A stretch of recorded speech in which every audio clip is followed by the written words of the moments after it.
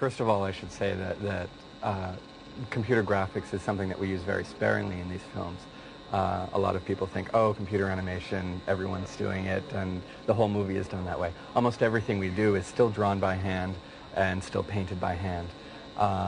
But occasionally there's an effect or something that the directors want in the film that would be virtually impossible to do with traditional animation techniques. Here we've got a hand-drawn model sheet. It's drawn by one of the character designers, and it's basically a model for what our wildebeest should look like. And from this hand-drawn model, we evolved a computer-generated model. This model is a three-dimensional representation of the beast that matches the look of the first model. And then again in animation, we started with rough animation and then moved towards our computer-generated animation to match that. One of our hand animators, Ruben Aquino, gave us some reference artwork of the hand-drawn wildebeest galloping. And from that, Linda Bell created the three-dimensional motion that you see. It comes close to matching Ruben's animation, except that Linda had to extrapolate and make the motion work in 3 dimensions.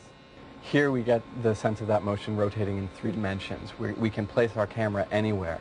So it's up to our 3D animators to translate that idea in 2 dimensions into something in 3 dimensions, to make it so that that motion or that behavior works from all of the different angles, because we're going to need to look at this thing from all different angles during the course of the scene. This shows us our computer model looking more like traditional animation. We've put inking lines on it. We've got FX drawn hair and a tail that looks like more traditional animation. The painting is very simple. It's a solid color with a tone underneath like the other characters in the film. This next take shows us, here's one wildebeest just running in an environment. The background here was painted by hand, and our animator drew a line indicating where he wanted the wildebeest to run. And now we've got the wildebeest running along that path, and we've also added some character to it. It leans into his curves. Another thing that we've been able to create is the shadow effect underneath the wildebeest. It would have been also very difficult to create 700 shadows underneath 700 independent beasts. To create the effect of the wildebeests avoiding one another, we had to write special programs for that. The computer has no trouble at all letting wildebeests run through one another. So we thought of each wildebeest as a little magnet, and the magnets sort of push away from one another.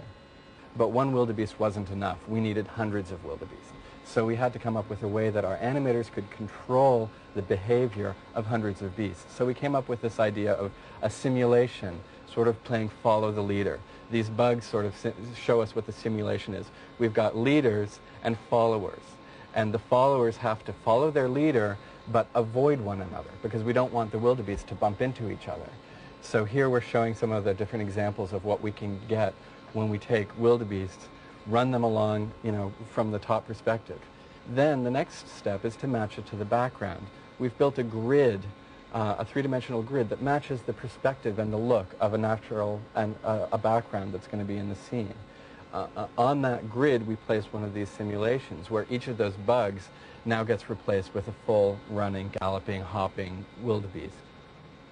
And here are some rough scenes showing footage from the film using this technique. Another thing that we did was, for final color, we wanted to give each wildebeest slightly different colors, and we can show that here. You can see for tests, we gave them really random, wild colors. We called them our Peter Max beasts. Here we've got the coloration of each beast being slightly different and random. We did this during the rough phase, so that the directors could say, well, I like the scene, but we need to take the pink guy with the yellow face and move him down slightly, or can we make this guy run a little bit faster, or maybe we should add another beast behind the lavender guy. So by giving each beast a different color, it allowed us to talk about the beasts in the scene. Of course, when we put this to film in the rough phase, we're putting it to black and white film, so those all just become shades of gray. And then in final color, we do give them each different colorings, but it's within a very limited range of what we want to design the wildebeest to look like. Some of them are slightly darker gray, some of them are slightly lighter gray.